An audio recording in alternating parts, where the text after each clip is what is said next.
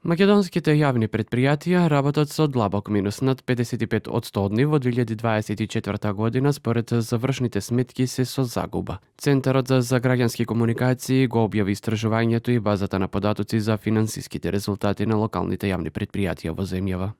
Загубите на локалните јавни предпријатија во 2024 година се зголемени во однос на 2023 година, дури за 56% односно за 6,2 милиони евра.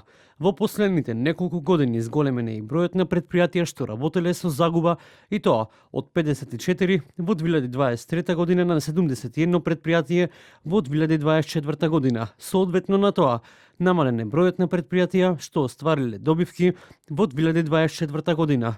Но вредноста на добивката на овие предпријатија е зголемена. Во 2024 година вкупната добивка изнесува околу 5,4 милиони евра, што е за 24% повеќе од 2023 година. Освен што имаат загуби, предпријатијата догоша и во долгови од вкупно 128, дури 126 немаат подмирено краткорочни обврски. 53,3 милиони евра неподмирено има Скопски водовод и канализација, кое што има и најголема загуба. Вкупните долгови на локалните јавни предпријатија, мерени преку нивните краткорочни обврски, изнесуваат 193 милиони евра.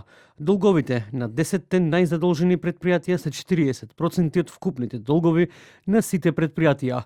На дури третина од локалните јавни предпријатија им е блокирана банкарската сметка. Во сите овие 128 предпријатија на локално ниво, во постојан работен однос има 12.009 вработени. Најмногу со над 1000 имаат 3 скопски локални предпријатија, комунална хигиена, ЈСП, водовод и канализација. Од другите градови пак со најмногу вработени е Штипски ИСР.